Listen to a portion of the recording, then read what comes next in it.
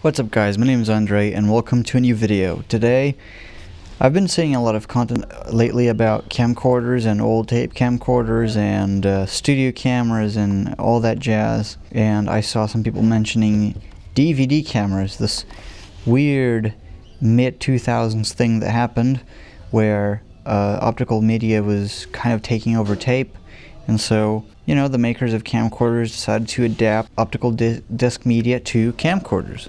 And this is exactly one of them. This is a 2005 Sony DCR-DVD203, which I have already tested in my channel before more than once, even comparing it against a CMOS sensor. But today we're here to talk about how it actually works in terms of how to operate one.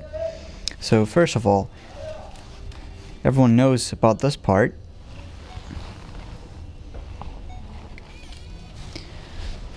Because yes, it does use an 8cm DVD to record things, and so you just snap a DVD in the center hub like this. This mechanism is actually quite robust in itself. Just close the lid, and then you push the center green thing and turn it, and that will turn it on, regardless if the LCD screen is popped out. And I'm quite sure you won't be able to see anything, but now it's reading the disc. It says Sony disc recommended, and this disc has been finalized, so I'll give you a closer view of the LCD screen and actually how to operate one of these things. So here, to do this we'll have to go into the shade, because mid-2000s LCD LCD technology, especially on camcorders, is not the best. So how do you operate one of these things? So as you can see, this disc has been finalized before. So this is a mid-2000s touch screen. So we'll go here, and then we have a few menus. So we can go to unfinalize, yes, and there we go. It's unfinalized. Now we still have 16 minutes of record time on this DVD. So the basic function here about, on this specific camcorder is we have zero lux night shot,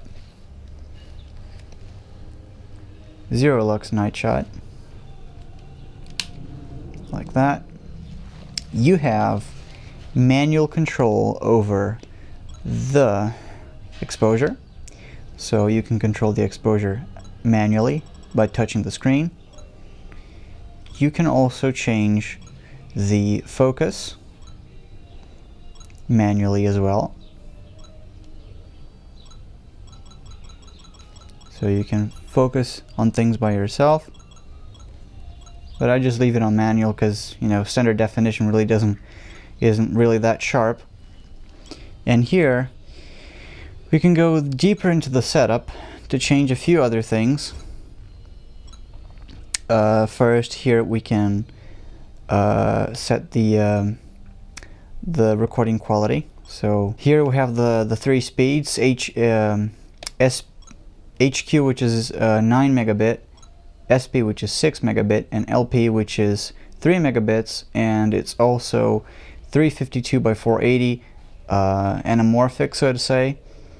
So it's a weird resolution, but that gives us, if I click OK and quit, that gives us 49 minutes remaining on this DVD, which is a lot of time, and it's basically VHS quality. It might be just a bit better than VHS quality, but if we go back into the menu, we can change the microphone level. This actually there was an input for this that you could hook up, and you could install a 5.1 surround microphone into it, which is really quite interesting. So yeah, this is disabled because we haven't got it. We can set the brightness level of the screen. So there's a myriad of things that you can set up. You can set up faders for fading out and fading in clips, all sorts of things. Here you have the basic 90s effects like sepia, black and white, and whatever. So everything you might want to do, you can do with these. So they're not that daunting to operate. And I'm gonna format this disk real quick. So you can choose two modes, video or VR. And if you choose video, you have to finalize the disk before you can play it on anything, either a DVD player or you can plug it into a computer. And if you choose VR, it kind of behaves like a flash, just like when you format a CD on Windows 7. It behaves almost the same way. You can delete files, but their files are still there. Technically, only if you format the disk again, they will be erased for good. But we'll do video, and yes, yes. Just like an iPhone, yes here, yes there. So you can't really just like binge click twice and mess up your stuff. So here it's formatted. We have 21 minutes at 9 megabits because this is a single layer disk. And then once you record something in video mode, you have to click here and finalize it, which the longer the empty space in the disk, the longer it takes. So yes, I'm not going to do it now. You can also do spot focus, spot meter. Man, there's so much stuff to set up in this. It's actually quite amazing, and the batteries last a good deal too. As you can see, we have 220 minutes of battery, and that is true. I have run out these batteries swapping DVDs one after the other. I have tested this. It's true. So, and then finally, after you have recorded your clips, you just finalize it and you can plug it into your computer.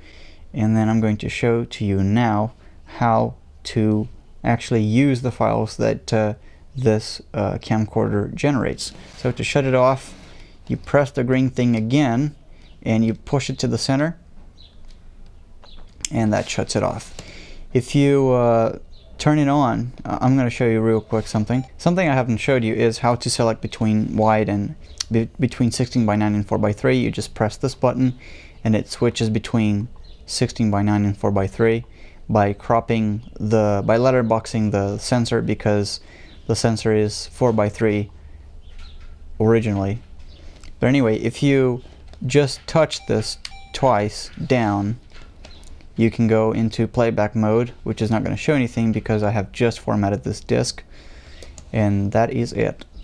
If we press it again lightly, it'll go into video mode. If we press it again, we go into photo mode, which takes 1152 by 864 JPEGs, which look, well, you can see the tests I've done with this camera in the past. It's in my channel if you want to check it out. The viewfinder only works when the LCD is closed. So if you open the LCD, the viewfinder goes out. If you pull it in, it starts to work. And its color, it's only slightly less resolution than the actual LCD, but it's quite useful. But let's go over to the computer and I'm going to show you how to use the files, how to extract the files out of this. So to start with, we're just going to, even when it's turned off, you can just slide the button and then it's going to eject. And weirdly, it makes the same sounds as the tape, mini DV, and high 8 camcorders. So you just grab the disc, close it off. Now you have a mini DVD. And then to work with the files, to import them into your computer, you just need a DVD drive. In this case it's a Blu-ray drive, but it doesn't matter. Just drop it in. Once the disc is recognized, it's going to show up as a normal DVD, so you can play it with whatever program you have. Here I'm using MPCHC because it's the fastest one to load. In fact, Windows Media Player will just refuse to work at all after some Windows updates or whatever happened.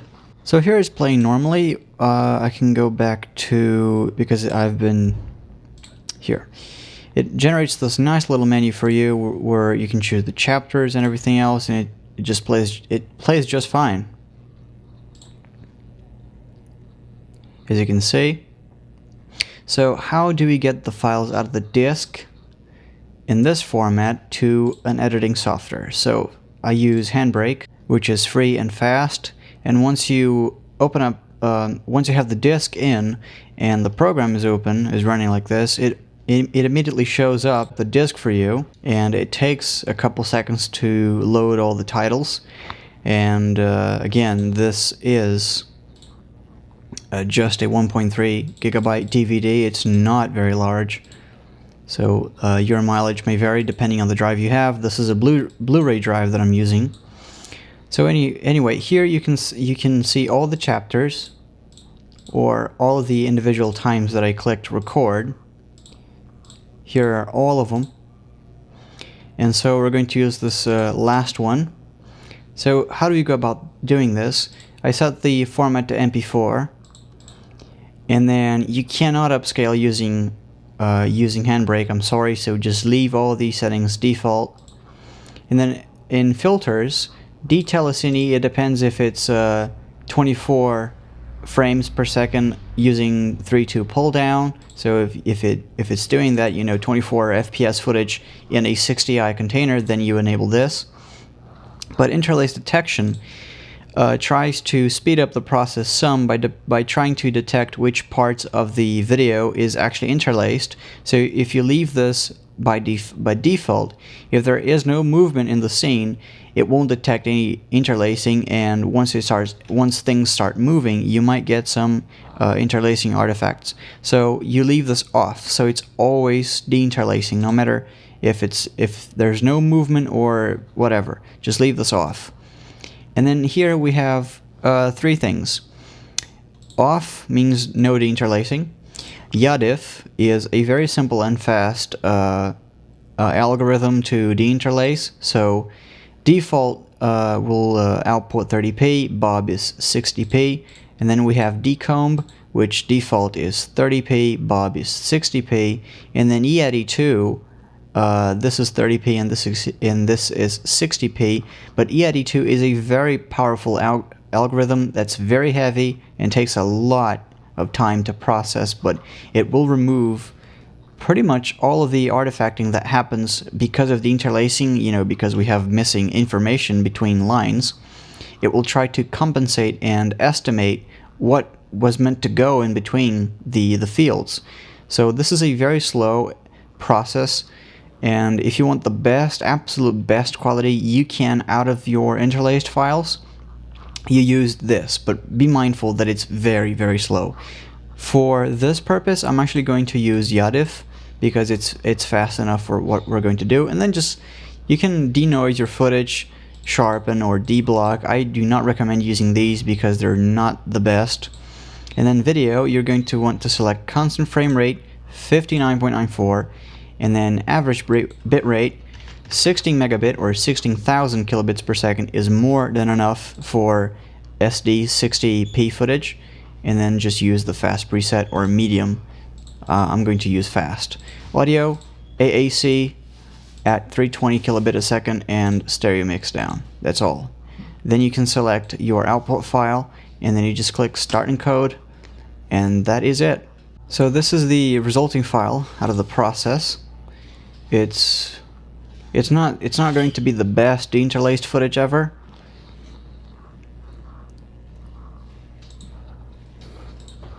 But I'd say this is about 80% as good as it's going to look.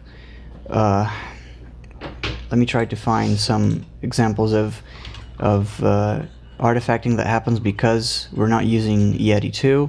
You can kind of tell that we have what looks like to be missing lines, and that's exactly what this is. So E82 will try to fix that by filling in these gaps. Here, these white spots. These are all missing. This is all missing information because we're missing an entire line, an entire field out of this. So E82 will fix that. But this is basically the file, and you can now see the specs. 320 kilobit AAC audio with 16 megabit 60p output, and with this, you're basically done. You can drop this into Vegas Pro or Adobe Premiere or whatever the editing software is that you're using, and it's fine. Vegas Pro in particular has some kind of an issue reading these files, because scrubbing through it is very slow, even when you read this file through from an SSD. So it's quite slow, but it gets the job done, and that is basically it. This is the file that you have. You can do whatever you want with it. You can apply effects, you can fix the color, the contrast, the brightness, whatever you want to do with it, and then you can just output it like a normal file. You know, 720p, 1080p, 4K upload, whatever you want to do it with it, it's done. And that is it. So thank you for watching this video. If you enjoyed it, please leave a thumbs up, and I'm going to see you guys next time. Take care.